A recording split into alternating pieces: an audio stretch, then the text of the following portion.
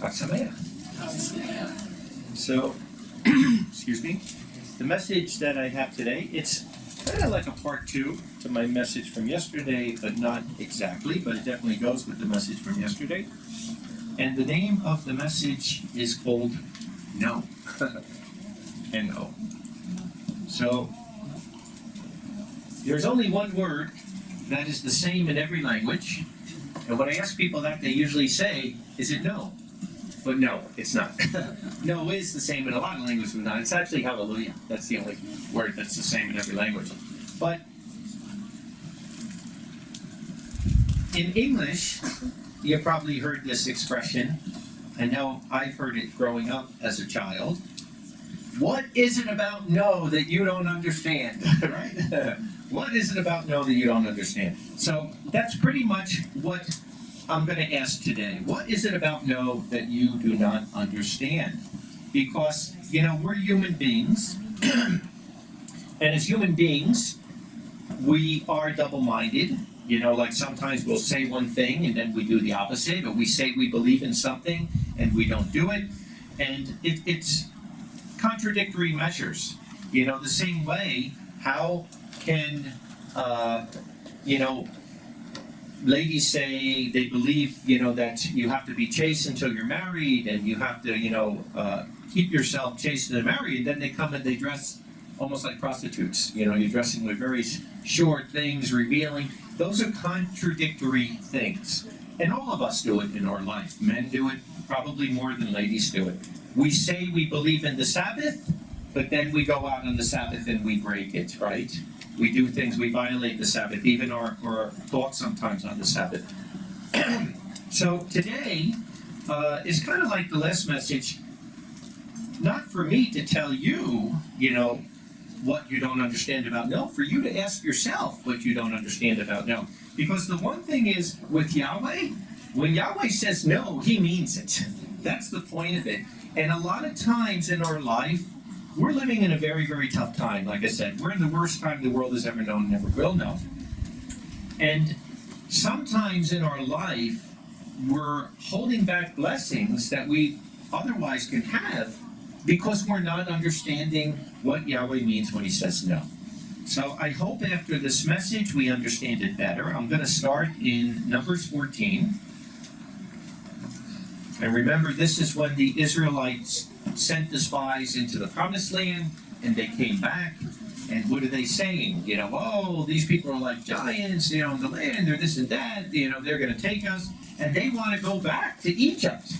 They want to go back to Egypt, and we know that only Yehoshua and Caleb were the two that said, no, we can take these people. And this is really where Yahweh really got fed up. He was really to the point of just, getting rid of all the people from that point. So I'm going to pick up the story in verse 26 from here of what Yahweh said because of that. Because here it was, Yahweh sending them in there. He did all these miracles. He's with them, right? They're physically seeing miracles, and they're worried about human beings, what human beings are going to do. And Yahweh spoke to Moses, verse 26 of Numbers 14. And Aaron saying, how long will I bear with this evil company who are murmuring against me?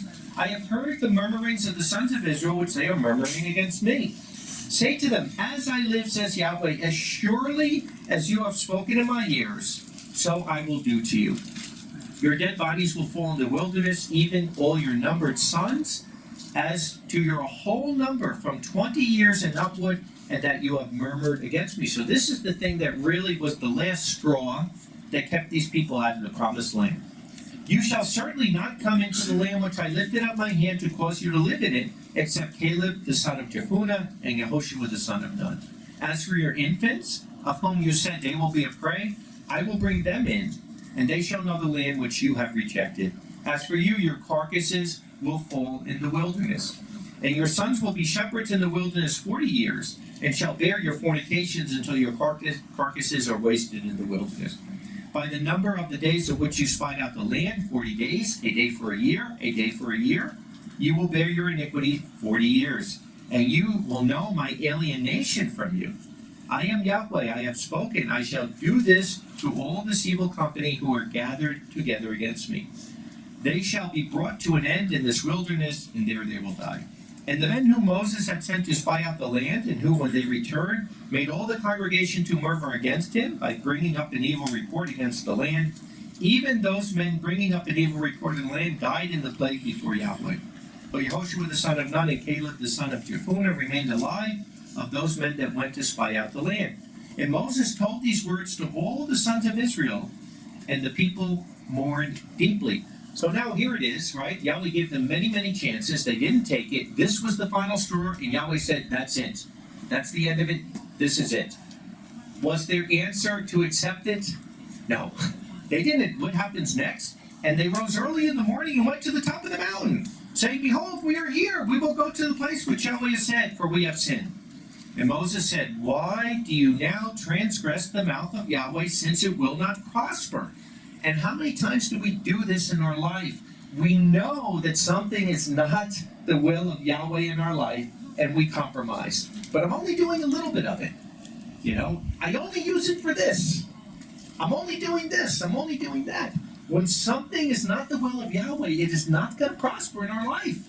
And I believe that many times, brethren are going through trials because they're not understanding this. They're not understanding when Yahweh says no, it means no. And that's what the people here did. They went up and he said, why do you now transgress the mouth of Yahweh, since it will not prosper? Do not go up, for Yahweh is not in your midst, and you will be defeated by your enemies. For the Amalekite and the Canaanite are there before you, and you shall fall by the sword, because you have turned back from following Yahweh, and Yahweh is not with you. And they presumed to go up to the top of the mountain anyway. But the ark of the covenant of Yahweh and Moses did not leave the middle of the camp, right? That's where the safety is. The safety is in the camp. You go outside the camp and you're roaming around, you are going at your own risk. And look out, because Yahweh is not going to be with you.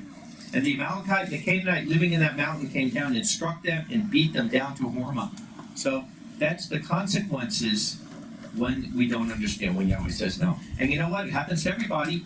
As we even see with Moses, Deuteronomy 34, in verse 4 and 5. And Yahweh said to him, to Moses, this is the land, this is up on Mount Nebo, which many of us have been to. This is the land which I have sworn to Abraham, to Isaac, and to Jacob, saying, I will give it to your seed. I have caused you to see with your eyes, but you shall not cross over there.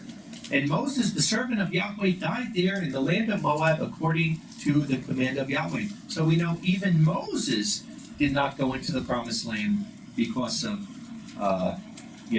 not giving Yahweh the glory, when he struck the rock instead of speaking to it. And Moses tried, because it really hit his heart. We go to Deuteronomy 3, but look what happens. Because when Yahweh says no, it means no. Deuteronomy 3, verse 23, he says, and I prayed to Yahweh for favor at that time, saying, Adonai Yahweh, you have begun to show your servant your greatness and your mighty hand. For who is now in the heavens on the earth who can do according to your works and according to your might? Please let me pass over and see the good land which is beyond the Jordan, this good hill countries in Lebanon. But Yahweh was angry with me on your account. It would not listen to me.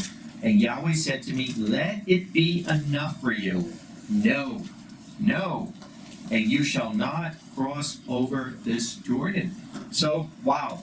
I always say this when we're up there on Mount Nebo. I say, it's kind of scary, because if Moses couldn't even make it to the promised land, what chance do I have, right? But what meant it's impossible with Yahweh, everything's impossible. But I hope you get out of it, because what I get out of this is we don't want to get Yahweh to that point. We don't want to get Yahweh to that point where we know his will in certain things in our life, and we're simply ignoring it. We're not coming out of the system, We're staying on the internet day and night. We're doing all these things, that are not the will of Yahweh, and then somehow we're expecting he's going to give the blessing anyway. And like I said, the last day of the feast, I'm giving a message on separating the wheat from the chaff that has started now. And this is where no is really going to become no. We're people that have not been following the instruction of Yahweh. It's not that we're going to do anything. These people are no longer going to want to be part of us, because when the Spirit of Yahweh leaves, look out. And I've seen it. I'm 40 years in the faith. I had people that were like family to me. And once they gave up on Yahweh and Yahweh's Spirit left them, it was like you didn't even know them. They were a totally different person. how they acted, their language. And unfortunately, some of these people even committed suicide. Because, like I said, once you get up to Mount Zion, where do you go from there? You know, it's one thing if you never had the truth, like it says. It's better never to have known the truth than have known it and blaspheme Yahweh. That's what blaspheming of the Holy Spirit is. It's knowing what the truth is, doing the opposite anyway. And like we know, the blasphemy of the Holy Spirit will not be forgiven. So let's continue here. I want to go over some stories here in the Bible of people that weren't even bad people. Like Moses wasn't a bad person, but didn't understand when Yahweh said no. 1 Kings 13. This is, to me, it's always been one of the most odd stories I've seen in Scripture. Because even the man's name, it doesn't even give the name of the prophet that's here. And then what happens to him by another prophet for whatever reason. But the basis of the story is the same. 1 Kings 13, starting in verse 7. So this prophet was sent by Yahweh to go and prophesy against the king of Israel and what was going on there, right? And he does it, and he sees that Yahweh is with him, and, the king's hand is withered and that whatnot, Jeroboam. So I'm going to pick it up in verse 7. So after the king, who first was going out to do harm to this prophet, and then he sees, that Yahweh is with this prophet and may kill him, then he decides, I gotta be good with this prophet. And the king spoke to the man of Elohim. He says, come home with me and refresh yourself, and I'll give you a gift. And the man of Elohim said to the king, if you would give me half of your house, I would not go with you, nor would I eat bread, nor would I drink water in this place. For so he, Yahweh, commanded me by the word of Yahweh, I guess the cherub that's speaking to him, was saying, you shall not eat bread, nor drink water, nor turn back in the way that you have come. Right? That's what Yahweh told him. And he went another way, and did not turn back in the way in which he came into Bethel.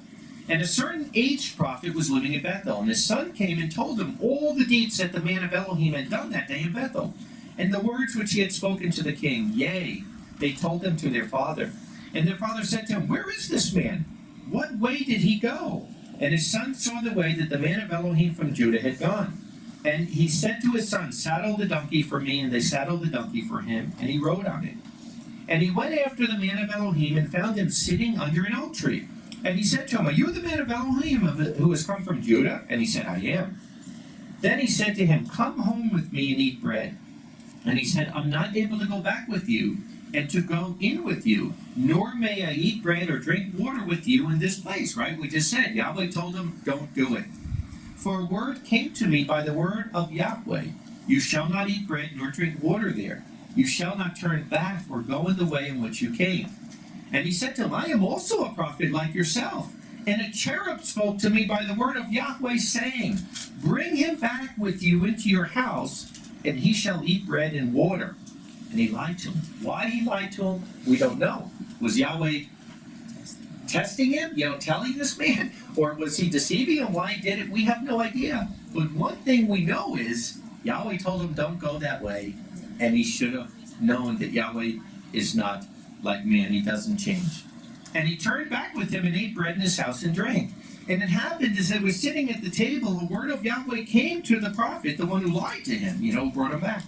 And he cried to the man of Elohim who came from Judah, saying, so says Yahweh, because you have resisted the mouth of Yahweh, and you have not kept the command with Yahweh your Elohim charged you, and you turned back and ate bread and drank water in the place which Yahweh said to you, you shall not eat bread nor drink water, your carcass shall not come to the burying place of your fathers.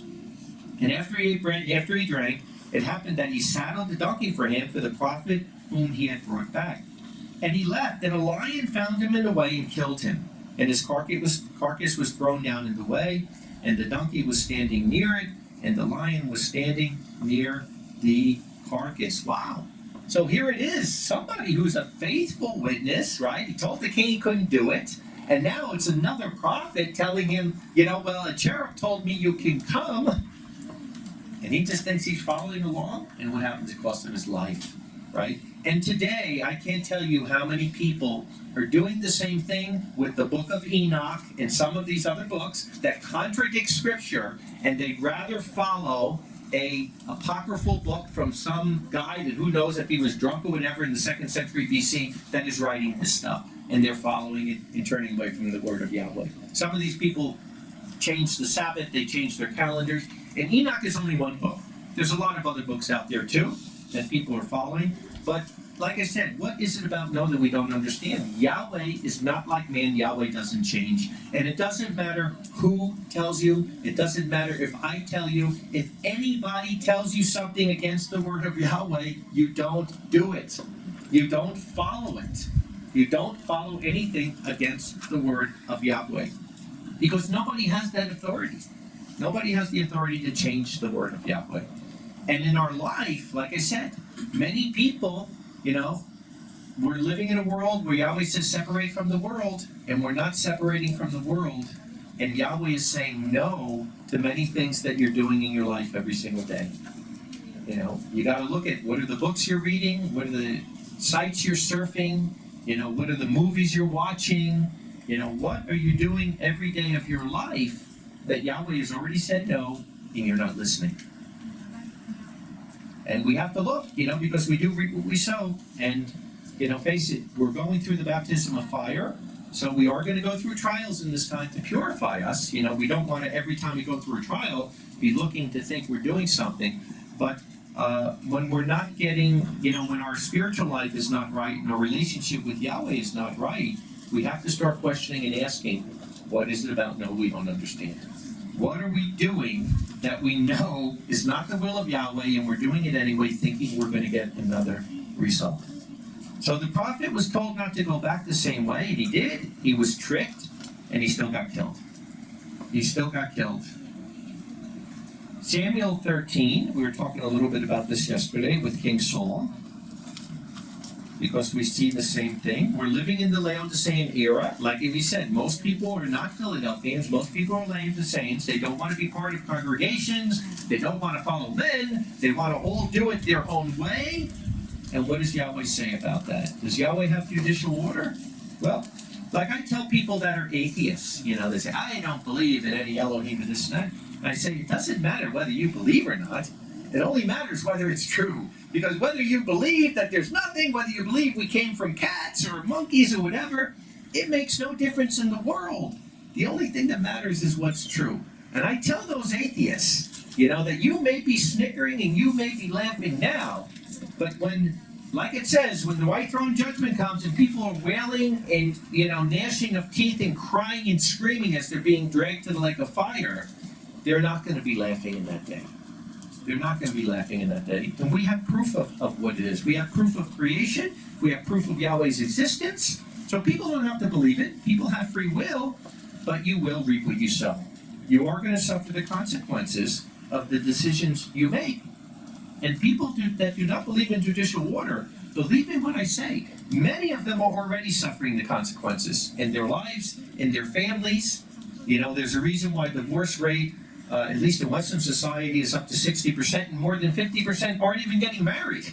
So it tells you what the real rate is at that point, because when you violate the word of Yahweh, you are not going to get the good results you think in your life. It's that simple.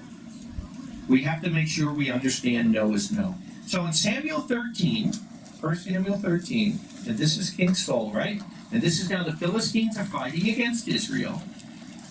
And the Philistines gathered, verse 5, to fight with Israel with 30,000 chariots and 6,000 horsemen, and people as the sand which is on the lip of the sea for multitude. And they came up and pitched in Michmash, east of Beth-aven. And the men of Israel saw that they were distressing to them, for the people were distressed. And the people hid themselves in caves and crevices and crags and tombs and cisterns. And the Hebrews crossed over the Jordan to the land of God in Gilead. And Saul was still in Gilgal, and all the people followed him trembling, right? They're losing the war. He's in Gilgal. He's waiting for Samuel, and he waited 7 days according to the set time with Samuel. But Samuel did not come to Gilgal, and the people were scattered from him. And Saul said, bring near to me the burnt offering and the peace offering. And he offered up the burnt offering. Wow, he's not a priest. He knows better. A non-priest isn't allowed to do an offering. And it happened as soon as he finished the burnt offering, behold, Samuel came. How many times in our life does that happen, right? That we we don't have the patience, or the discipline in our life to wait on Yahweh. We do it our own way, and as soon as we do it our own way, then boom, then it's like, oh, why didn't I wait? So as soon as this happens, right, Samuel comes, and Saul went out to greet him and to bless him. And Samuel said, because I saw that the people were, and Saul said, because I saw that the people were scattering from me, and you did not come in the day set out, right? You got to blame somebody else, accusing spirit. And the Philistines were gathering at Michmash. Then I said, now the Philistines will come down to me at Gilgal, and I have not sweetened the face of Yahweh. So, did we really sweeten Yahweh's face by disobedience? And I forced myself and offered a burnt offering. Kind of sounds like what Aaron did, right? Hey, the people wanted this, and I put in the gold, and this gift came out. It just happened to happen that way. So the same way here, he forced himself. Poor Saul. He forced himself. And what does Samuel say? Samuel says to Saul, you have acted foolishly, that you have not kept the command of Yahweh your Elohim, which he commanded you, right? Going against Yahweh's judicial order. For now, Yahweh would have established your kingdom over Israel forever. But now your kingdom shall not stand. Yahweh has sought out for himself a man according to his own heart, and Yahweh has appointed him as the leader over his people. For you have not kept that which Yahweh has commanded you. So again, right, we're all humans. David wasn't perfect, but I never see where David was purposely going against Yahweh's judicial order. I don't see it ever. I never see where David is corrected, where he's justifying himself, trying to put it on somebody else. I see where when David was corrected, David took it to heart and he changed. That's the difference between a David and a Saul. But we see here that, like I was saying yesterday, Saul didn't only lose the kingdom for himself, he lost it for his whole tribe. He lost it for his sons, his grandsons, and every single person of that tribe, because he didn't understand no. Yahweh's judicial order doesn't change. It doesn't change. When he says something, he means it. And if you're sitting there right now and you are not filled with joy and zealous for Yahweh like anything, and the happiest person on the planet of this earth, then there's something in your life that you're not getting no. Because we should be. There shouldn't be anyone on this earth that's happier than us. We're the only people with the Spirit of Yahweh. We're the only ones that have direct contact to his throne. We're the only ones that very shortly will be with Yeshua, reigning with him for eternity. So if we're not so filled with joy over that and so happy, and bearing fruit for his kingdom, then there's something about no we're not getting. We are compromising some way in our life, like I said yesterday. Turn the page a couple over. It's Samuel 15. We read this, but I'll read it again, just a short part. Verse 22 and 23. Because Samuel tells him here, Yahweh has rejected you because you don't understand no. Chapter 15, verse 22. And Samuel says, does Yahweh delight in burnt offerings and sacrifices as in obeying the voice of Yahweh? Behold, obeying is better than sacrifice. To give attention is better than the fat of rams. So that's what Yahweh wants. He wants our obedience. He wants our loyalty, because loyalty is obedience. And like I said, when it comes to gifts, Yahweh can give you automatically that you could speak every language in the world. Yahweh can give you automatically that you can play every instrument in the world. Yahweh can give you automatically that you can have all knowledge, scientific knowledge. So when it comes to something that's knowledge, Yahweh can give us all knowledge instantaneously. But you know what he can't give you? He can't give you character. Character has to be born. Character has to be drawn out. Character has to be worked on. So Yahweh can't give you character, and he can't give you loyalty. And if you don't have loyalty, we're only on this earth 60, 70, 80 years, right? You're talking about eternity. How could Yahweh ever make us an eternal being without loyalty? Because sooner or later, and probably sooner, we'll become like Satan the devil. Without that loyalty, that is so important. And when Yahweh says no, and we're not following that, we are being disloyal. We are literally being disloyal to him. Because he's showing us his way, and he's saying, this is not of me, and we're saying it doesn't make a difference. I'm only doing a little bit of it. I'm not doing a lot of it. I'm only doing a little bit of it. So Saul lost the kingdom for everybody. And like it says in verse 23, rebellion is as the sin of witchcraft, and stubbornness is both iniquity and idolatry. So the key is we're all going to make mistakes. We're all sinners and fall short of the glory of Yahweh. But the key is, what do we do when Yahweh shows us? What do we do? Do we accept it? Do we embrace it?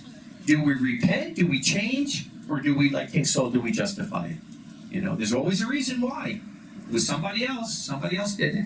You know, it was my parent. It was my brother and sister. It was my teacher at school. It was the guy I work with. It was the neighbor. You know, there's always a reason why it's somebody else instead of looking in. So are we a King David or are we King Saul?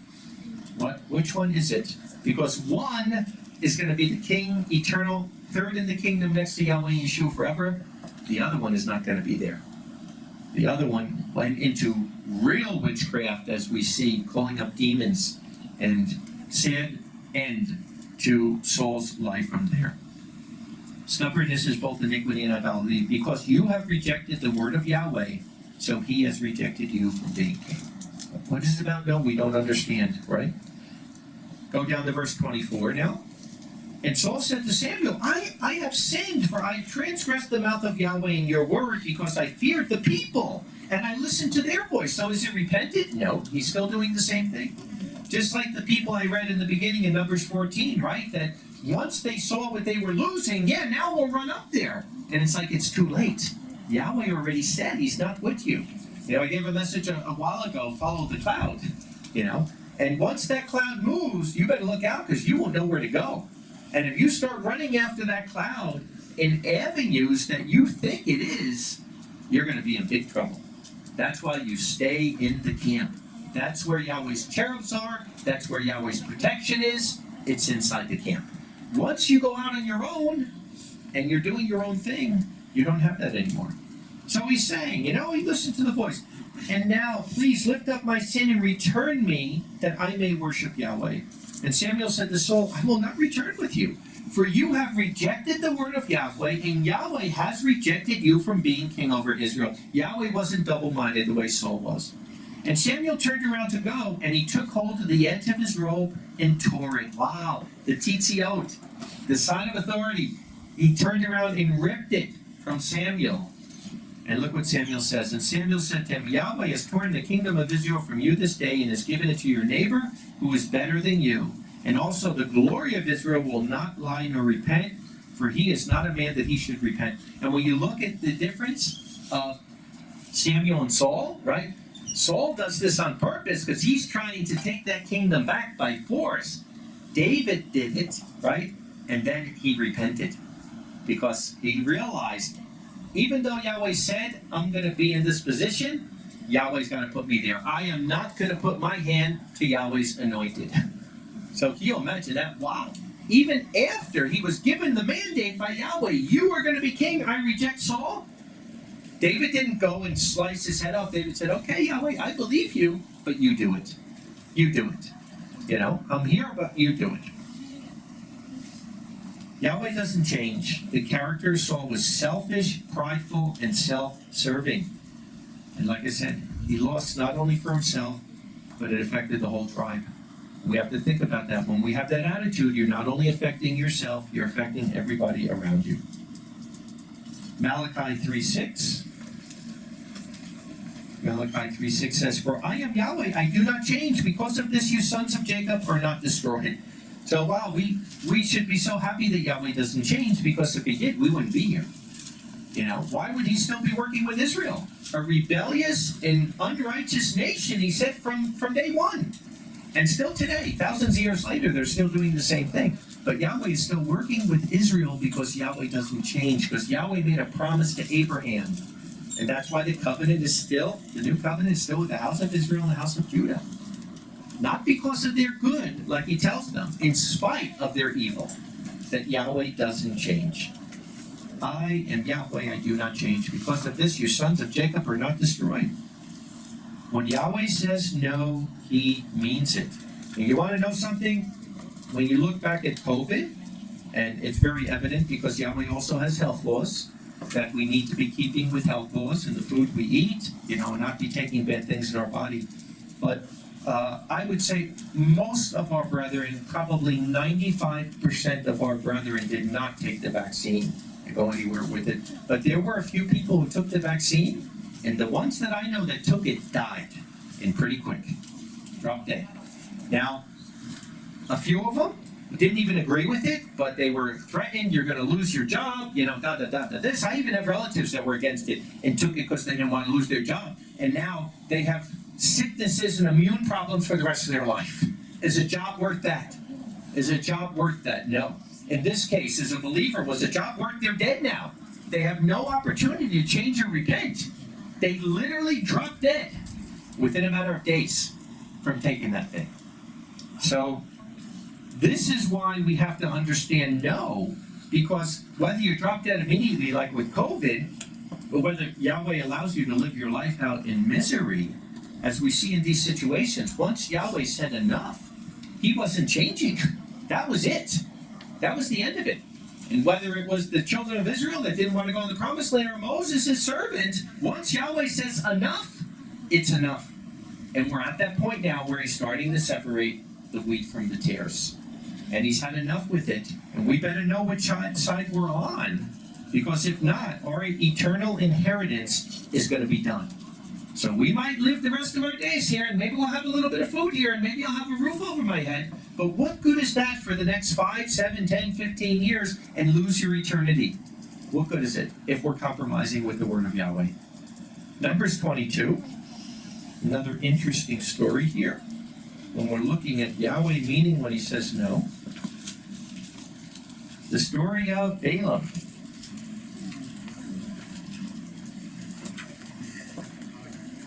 Very shady character. Even in the New Testament, we're warned about Balaam. This Numbers 22, starting in verse 1. He says, the sons of Israel pulled up stakes and camped in the plains of Moab, beyond the Jordan by Jericho, right? So that's underneath Mount Nebo, the plains of Moab, which is the land of Reuben. And Balak, the son of Zippor, saw all that Israel had done to the Amorites.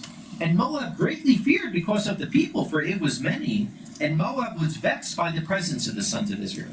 And Moab said to the elders of Midian, now this assembly is licking up all that is around us, as the ox licks up the grass of the field. And Balak, the son of Zippor, was king of Moab at that time. And he sent messages to Balaam, the son of Beor, to Bethor, that's right across the other mountain, across from Mount Nebo, which is beside the river of the land of the sons of his people, to call for him, saying, behold, the people has come out of Egypt. Behold, it has covered the eye of the earth, and it is sitting next to me. And now, please come, curse this people for me, for it is stronger than I.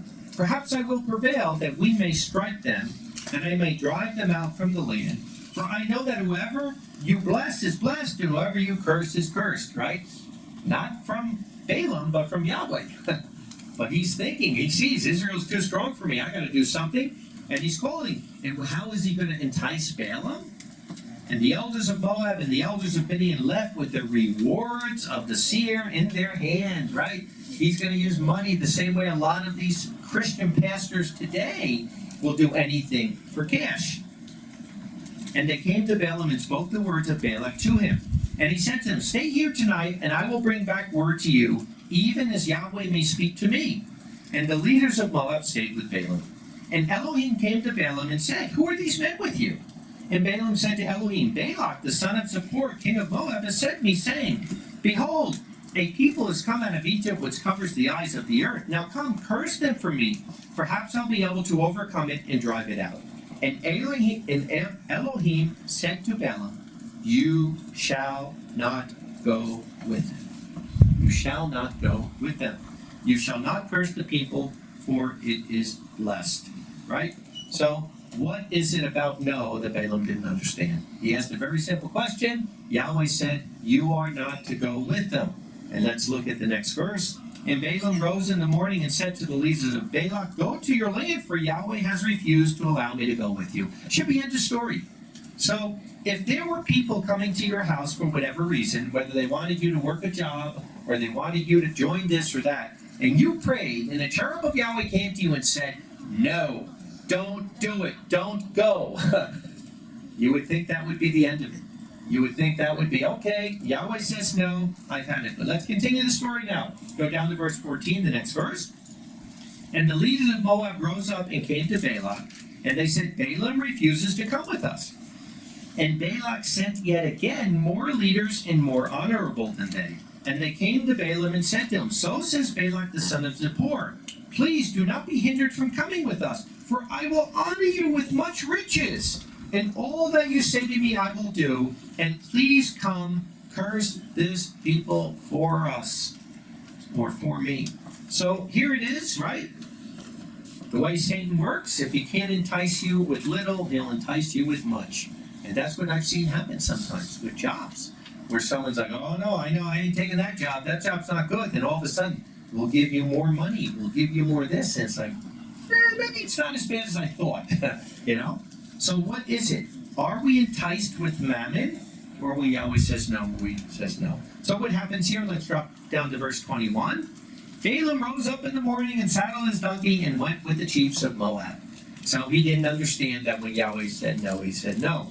And the next verse, and the anger of Elohim glowed because he went. And the messenger of Yahweh set himself in the road, this is Yeshua of course, as a foe against him. And he was riding on his donkey and two of his young men with him, right? So when Yahweh says no, and we don't get that, this is exactly what happens. Yahweh becomes a foe to us. Yahweh becomes an enemy to us. And just like with Israel, never mind his blessing being gone. Wow. He is our enemy now. We're no longer part of his tribe at that point. Let's drop down to verse 31. And Yahweh opened the eyes of Balaam, and he saw the messenger of Yahweh standing in the road with his sword drawn in his hand, and he bowed and fell to his face. And the messenger of Yahweh said to him, Why have you struck your donkey these 3 times? Behold, I have come out as an enemy, because your way is contrary to me. And you know, sometimes Yahweh says no, we don't get it. We compromise, we go out, we get cursed, we have bad things happen, and then you know what we do? We start blaming other people. The same way here. Maybe we're blaming our children, maybe we're blaming our neighbors, maybe we're blaming other people, we're blaming somebody instead of looking and seeing why Yahweh's way is contrary. And this is what the messenger of Yahweh says. Don't be hitting your donkey. You know, then it's kind of ironic. The donkey starts talking, you know, and like, hey, I've been your donkey forever. I haven't, you know. And that, to me, kind of the most funniest part of the story is that Balaam isn't even amazed that the donkey's talking. He's like just talking back as if this has happened before, but we have no evidence of that. But the donkey is there actually protecting him. And sometimes, I've had this happen to me, where, you know, somebody will be going contrary and I'll come and share with them just what Yahweh shared with me to get them on the right track. And they'll hate me for it. They'll come against me for it. You know, and I'm only trying to help them to get on the right track. And this is what's happening here. Because when we go contrary to Yahweh, we do become an enemy to him. And that's what the messenger of Yahweh says. Behold, I've come out as an enemy because your way is contrary to me. Let's go to chapter 23 now. Let's see how this ends up. Verse 7 and verse 8. It says, And he took up this parable and said, He has led me from Aram, Balak, king of Moab, from the mountains of the east, saying, Come, curse Jacob for me, and come, rage at Israel. How shall I curse him who El has not cursed? And how shall I rage at him who El has not raged? So this is the point. Yahweh doesn't change, and sometimes we keep doing this thinking somehow it'll be okay. Because of covetousness, or because of pride, or because of greed, or many other things, we're doing things that we know are contrary to Yahweh. Just like somebody working on the Sabbath and saying, but I don't keep the money. You know, I give all the money I make on Saturday, I give it as tithe. And it's like, I don't want 1 penny of that. You worked on Saturday, don't give that money to me, because I don't want to come under your curse. Because you want to know something? When you break and violate Yahweh's word, you're not only going to be cursed as we saw with Saul, everyone around you is going to get cursed. So I don't want nothing to do with it. I don't want the prizes, I don't want the money, I don't want the tithe, I don't want any of it. If you're violating the word of Yahweh, you're going to reap what you sow. Verse 19 and 20. He says, El is not a man that he should lie, or a son of man that he should repent. Has he said, and shall not he not do it? And has he spoken, and shall he not make it good? Behold, I have received word to bless. Yes, he has blessed, I cannot reverse it. So some people read the story, and they think that Balaam is actually changing, having a change of heart. He's not. He really isn't having a change of heart. The simple fact is, he cannot curse Israel. He would have liked to, but he can't because Yahweh doesn't change. So the words coming out of his mouth, like he said, it can only come out what Yahweh's going to put in my mouth. So yes, Yahweh put the words in his mouth to bless Israel. He couldn't curse him, but he wanted to curse him. So what he did later, he taught Balak how to get Israel to curse themselves. And that's where he had the Moabite women come, and there was the story. But what happened to Balaam in the end? Numbers 31. Balaam got his just reward because Balaam was not a servant of Yahweh. Numbers 31 in verse 6 through 8. It says, And Moses sent them to the army, 1,000 for a tribe, them and Phinehas the son of Eleazar the priest of the army, and he sent the holy vessels and the trumpets to sound his hand. And they warred against Midian as Yahweh had commanded Moses, and they killed every male. And they killed the kings of Midian beside the rest of their slain. Evi and Rechem and Zor and Hur and Reba, 5 kings of Midian, and they killed Balaam the son of Beor with the sword. So in the end, like I said, we go against Yahweh. The end is going to justify the means there. So Balaam got what he wanted. So I want to go to Judges 6 now, because I want to make sure you understand when I'm talking about not violating Yahweh's word, and what is it about we don't understand. That doesn't mean at times where we might not be sure of something, there could be something in our life or something that we're not sure what to do, that there are times you can put out a fleece.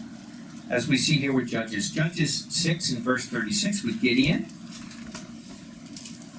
Because Yahweh told Gideon something, and he believed in Yahweh, but he wasn't sure, so he put out the fleece and says, And Gideon said to Elohim, If you are to deliver Israel by my hand, as you have spoken, behold, I am placing the fleece of wool on the grain floor.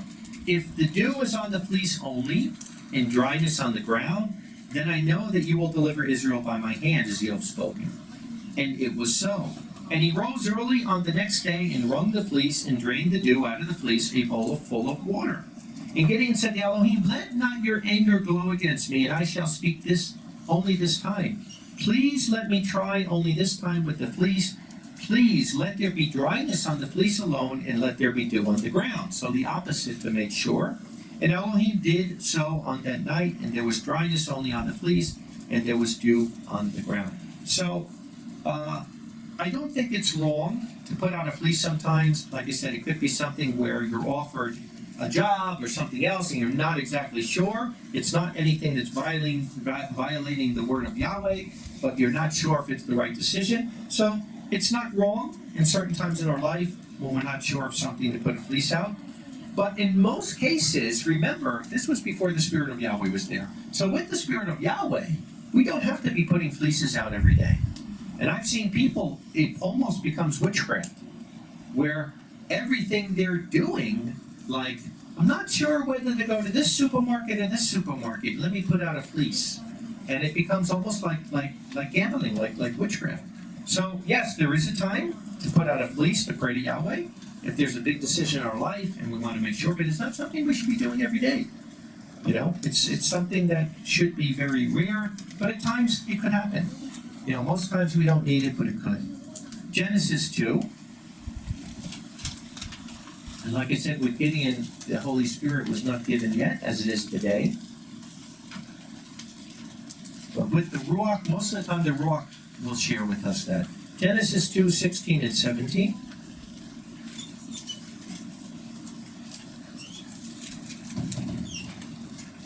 It says, And Yahweh Elohim commanded the man, saying, Eating you may eat of every tree in the garden, but of the tree of the knowledge of good and evil you may not eat, for in the day you eat, you will surely die.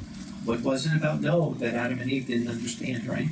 In the day you eat, you will die. Yahweh knew that without his Ruach HaKodesh, without his Holy Spirit, that people could not decide good from evil.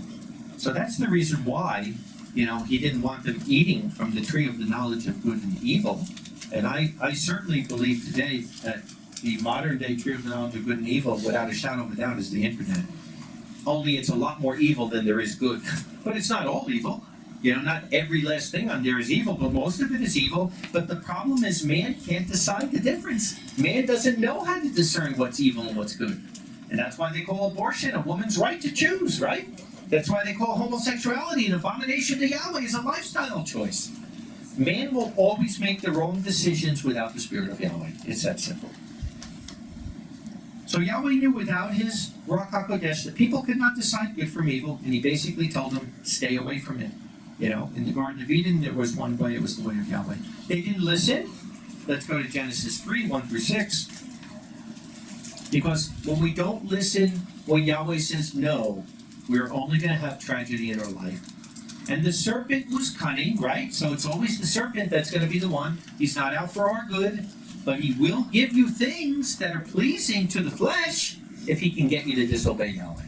And that happens sometimes. I've seen people sometimes that they're living in an area, they have brethren there, a congregation, they have friends, the kids have relatives, they have grandparents, everything is perfect. And then the father gets this, promotion if he moves on the other side of the country, and there's no brethren there, and it's a bad place, maybe California, where they're very liberal in this, and they'll kid themselves to say, oh no, but Yahweh gave this is Yahweh opening up the door, just because of the money sake, And like I said, in commercial Babylon, we have this world perception that materialism is a blessing. So if I'm getting more money, it must be a blessing. If I got a bigger house, it must be a blessing. If we have a lot of people here, we're being blessed. That's not necessarily a blessing. More is not necessarily a blessing. Can be, but not necessarily.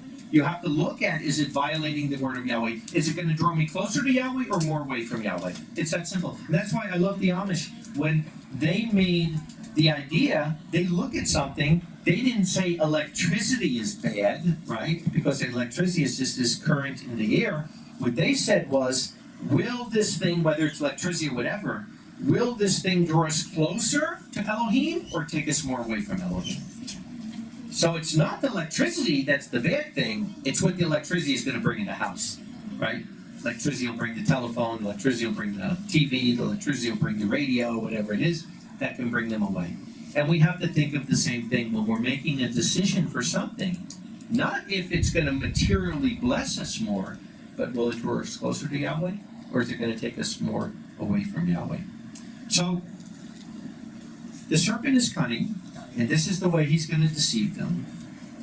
And he says to the woman, is it so that Elohim said, you shall not eat from every tree of the garden? This is what happens sometimes, right? This is the way Satan works. He gives you part of an answer, right? But not the whole answer, right? Sometimes children will do this, so it's like, Ma, can I do this? And you might ask a question, and they give you part of the answer, but they're not giving you the whole thing, because they want to sway your decision. And that's what the devil is doing here.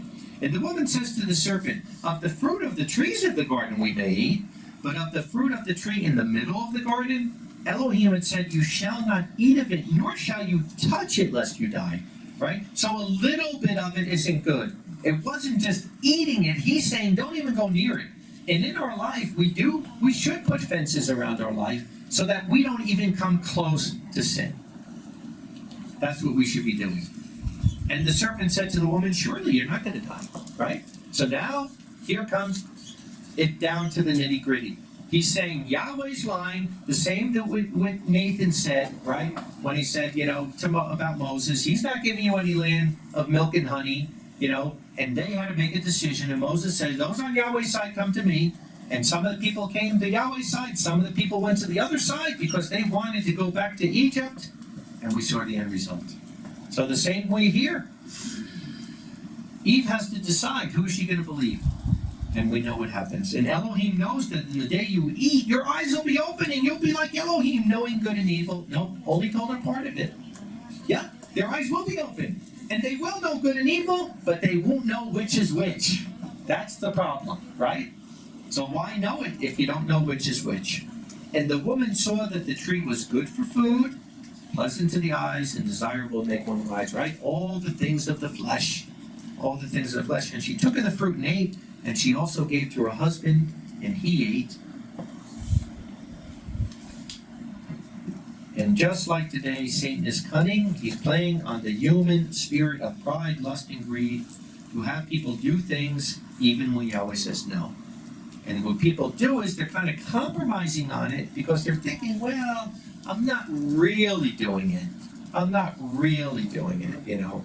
I mean, I'm only frying an egg. I'm not really cooking. You know, it's not really cooking. It's just frying an egg, right?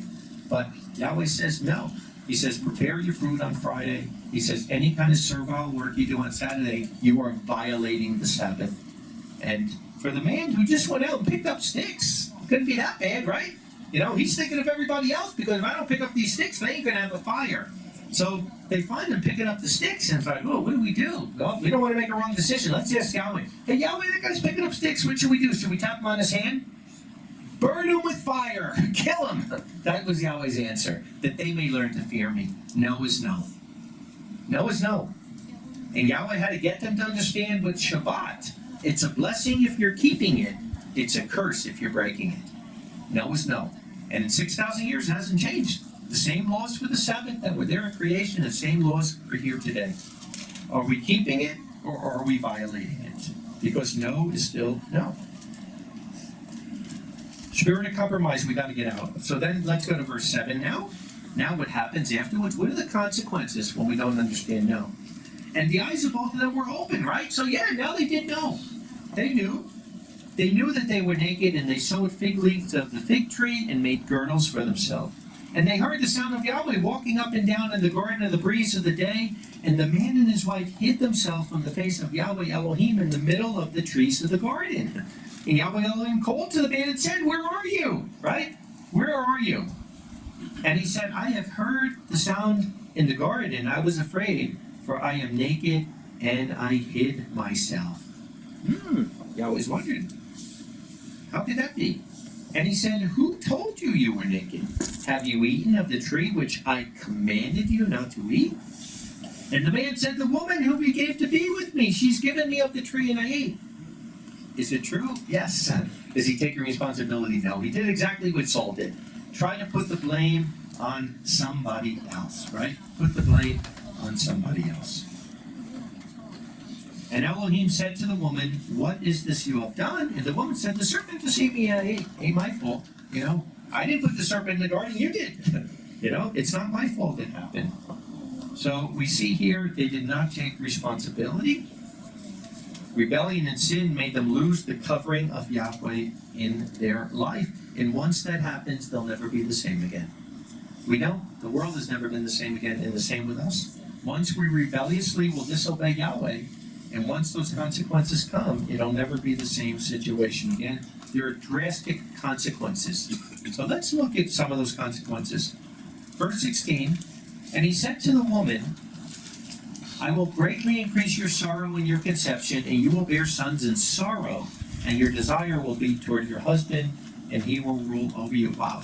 Can you imagine this? That, like I said, women have the greatest gift in the world from any human being that's on this planet. That women have the ability to give life. That they can give life just like Yahweh to another human being.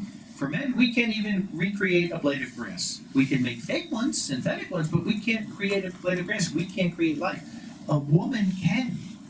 And now, where Yahweh made that where the woman would be having that baby, it would be the greatest feeling in the world. They would feel great and wonderful. It was going to be the highest they'd ever feel.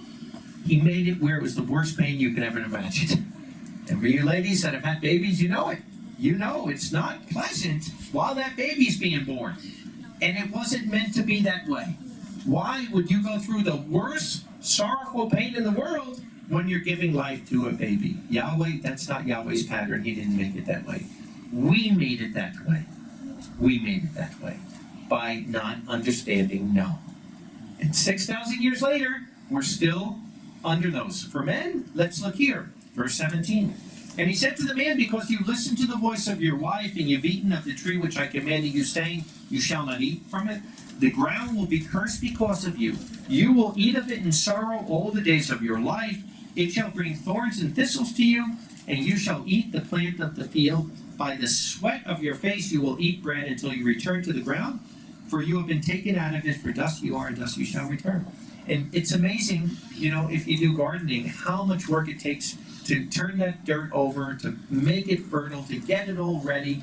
And you put those little plants in, and every day you gotta look, you gotta water, you gotta make sure it's good. And usually about a third of them die anyway. But wow, you don't have to do nothing for the weeds. They're gonna come whether you want them or not. No matter what you do, they're coming there. And this is the curse of this. Yahweh didn't mean it to be that way. It should be the other way. That all you had to do was actually work and put the thing in, and you're going to get, like the grapes they had in the Promised Land. They had to carry them on a pole. That was Yahweh's plan. That was Yahweh's vision. That we would be so blessed and so happy by the work we're doing. And now, because of man's decision, like I said, it affected every human being from that point, every man from that point. And every year I go out there and I start digging my garden, I realize it's part of the curse. It's part of the curse that you have to suffer. By the sweat of your brow, you have to do it. And it's never going to be the way it could have been. And now we're to the point where no matter where you live on earth, the soils are depleted. If you just put things in, they don't grow that the way they would have grown because mankind doesn't understand no. So we see this. These are the drastic consequences that we have when we don't understand no. Things that will affect the life of not only us, but of people forever. Ephesians 2 and verse 2. Ephesians 2 and verse 2 says, in which you formerly walked according to the course of this world, according to the will of the ruler, the prince of the authority of the air, the spirit which is active in the sons of disobedience. Satan, the God of this world, is the prince of the power of the airways in this world. And he uses radio, he uses TV, he uses internet, he uses all these things. These are all his tools to brainwash human beings every single day of their life. And like I said, all of us have a body frequency. And the same way, if you're, you have like a two-way radio and you're trying to talk to somebody and it's like, let's turn the frequency, turn it to 15, and I can hear you now, okay, great. It's the same way. That's what Satan does. That Satan will turn those frequencies into every evil that can imagine. And Yahweh says no, and what do we say? Yahweh is not the prince of the power of the airways, Satan is. So how much time are we spending on Satan's airways? When Yahweh says no. Satan is still the prince of the power of the airway, like I said, radio, TV, internet. Satan is cunning. He's deceiving, right?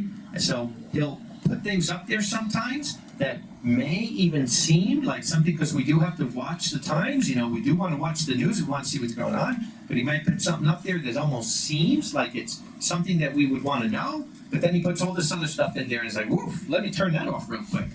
Unfortunately, I get a lot of stuff from brethren that I'm shocked. I'm like, why would the brethren send me this thing? Or maybe they didn't watch it, but I'm shocked when I see it, and I don't want to see it. So we have to make sure, because Yahweh still says no to the tree of the knowledge of good and evil. He never said after they took it, now it's okay. Now that they did it, now you can go to the tree of knowledge of good and evil. No. He still says no. And are we going for the tree of the knowledge of good and evil, or are we going for the tree of life? It's still the same thing. We have the same decision that Adam and Eve failed in the garden. Which one is it? The tree of the knowledge of good and evil, or the tree of life? Revelation 13. And here we are. Now we come to real time, right? No more analogies. This is real time. Revelation 13 and verse 16. And the small and the great, the rich and the poor, the free men and the slaves, it causes that they give them all a mark in the right hand or in their foreheads, right? Isn't it kind of interesting when you look at this? The small and the great, the rich and the poor, the free men and the slaves. It doesn't matter whether I go to America, Babylon, I go to Europe. It doesn't matter whether I go to Asia. It doesn't matter whether I go to third world Africa. I can go to the poorest place on earth in South Sudan, and everybody still has the phone. Everyone still has it. So, it's really interesting, like it says here. And you would think, because I never bought one of those things, but I've seen some of them up to $1,000. But you know what? And you're in a third world country, you don't have to pay. They'll give it to you. They'll give it to you for free, or at least $5, $10. So be honest with yourself. In this world, especially in the third world, has the UN, has world government, have they ever tried to make your life better? Are they coming there and saying, "Hey, Elder Bernard, we want to give you $100,000 for you to educate your children and build a house and do all this stuff"?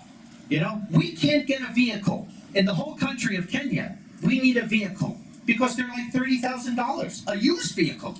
We don't have the money to buy a used vehicle. So we could use one really, really bad, and we can't afford it. They're not giving out vehicles. We would take a vehicle that's 30 years old. Can't get it, right? But when it comes to that phone, they'll give it to you for nothing.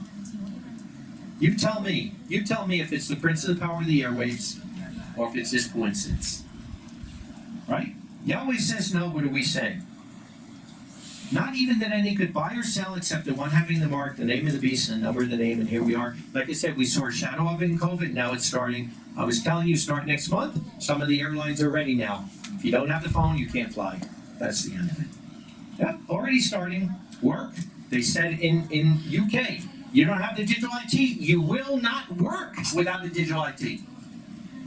So UK, a big country, you're not talking about Zimbabwe or somewhere like that, or the North Pole.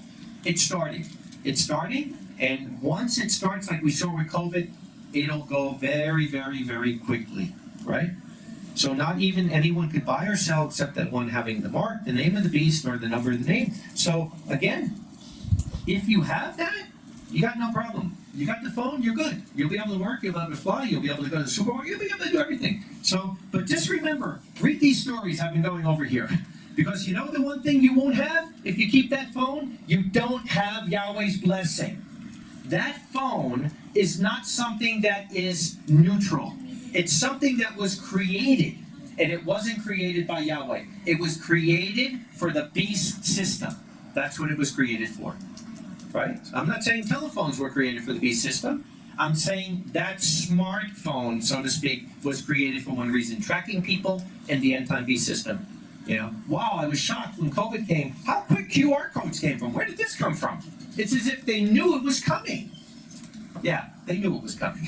COVID was planned. They practiced it 3 months beforehand. They did they did it for 2.5 years. When they got all the answers they wanted, they stopped it, and now we're going to see it again coming very, very soon. It may not be a virus or whatever. It'll be financial, like I said, and it's already starting. UK, you cannot work without a digital ID. So here it is. You can't buy and sell unless you have it. So if you have it, you're fine. You got nothing to worry about except your eternal life. Go to Revelation 14, verse 9. So what happens to these people who do go along with this? And a third cherub followed them, saying in a great voice, "If anyone worships the beast in its image and receives the mark in his forehead or in his hand, he will drink of the wine of the anger of Yahweh, having been mixed undiluted in the cup of his wrath, and he will be tormented by fire and brimstone before the holy cherubs and before the Lamb. He will be tormented in the lake of fire. And the smoke of their torment will rise forever and ever." Meaningly, there is no turning back. That's it. Like Sodom and Gomorrah said, the smoke rises. It's a Jewish idiom, meaning it's done. When Yahweh says no, Yahweh says no.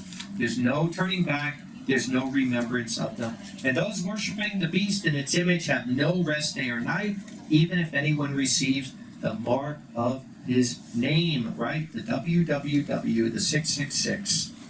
W, the Wav, is the sixth letter in the Hebrew alphabet.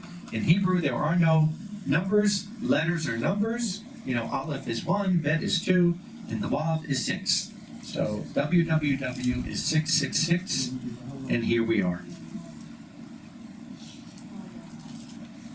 Soon now, and I believe part of this is on the video we're going to watch later, but Bill Gates has announced that now they already have these, and they've had them for a while, but they're starting to use them now, these tattoos instead of phones. So people will get the tattoo in their hand instead of a phone. They also just came out from I forget what company it was. Maybe it was even Zuckerberg, but the glasses now also, which they had before, but now they updated them. So they've been practicing this stuff, but people are starting to get them. That you don't have to have the phone, you'll have it in your glasses. Interesting, right? Tattoo in your hand, the glasses in your forehead. Wow. So we are here, we are there. And now, like I said, you are going to start to see this, and only Yahweh knows how long it'll take, but I don't believe it's going to take that long to implement this on a worldwide level. But we're already starting to see the implication starting now. Deuteronomy 6, 4 through 8. Deuteronomy 6, 4 through 8.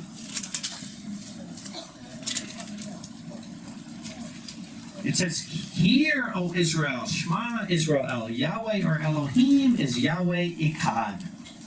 Yahweh Eloheinu, Yahweh Echad. And you will love Yahweh your Elohim with all your heart, with all your soul, with all your mind." Do we? Do we love Yahweh? Because if we do, we're going to understand when he says no, just like a child will understand when the parent says no. "And these words which I am commanding you today will be on your heart.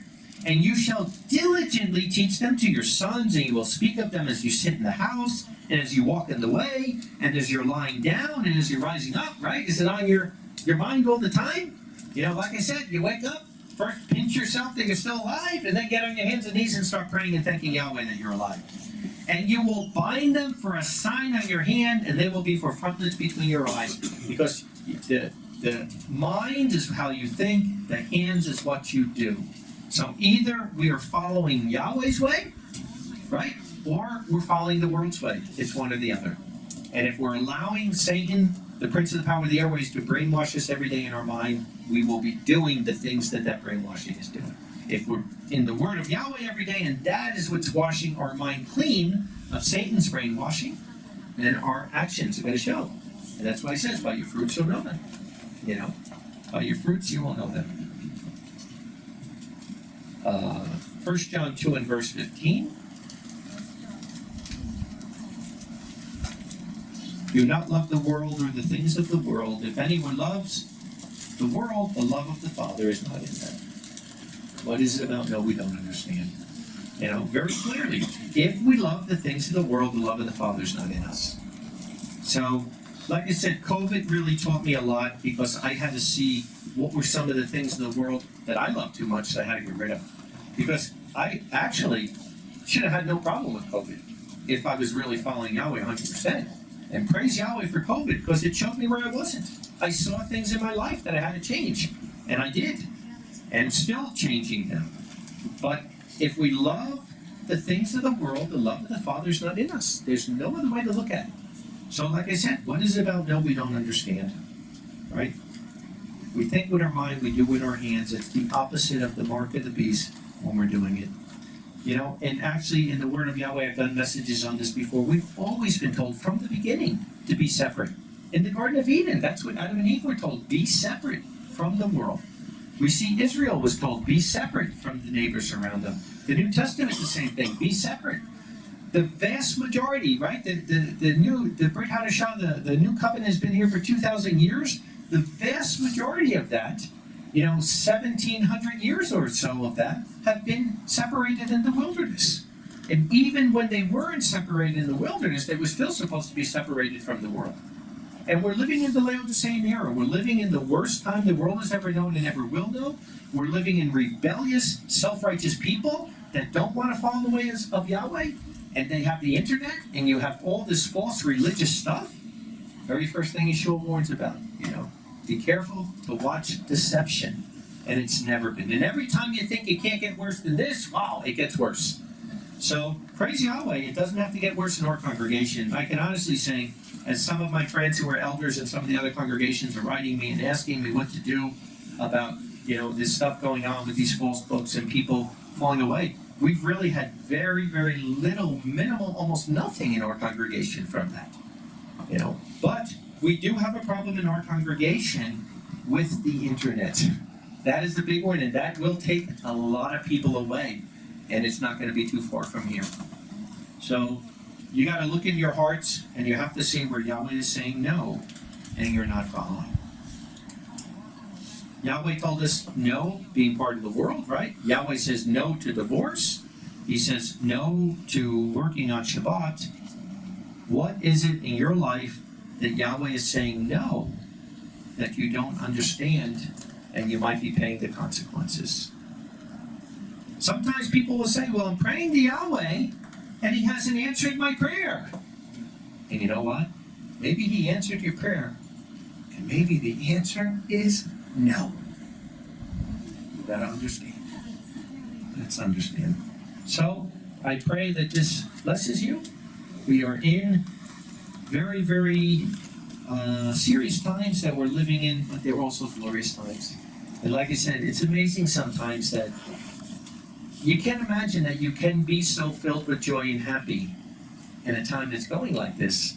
But you can be. You can be, because as long as we're putting our faith in Yahweh, and as long as, never mind the no part, because there's a lot more yeses in the Bible than there are no's. So let's look to get our focus on the yes, get our focus on the word, and Yahweh's blessing is there. He wants to bless us. He wants to give that blessing out. We just have to accept it. Yahweh bless.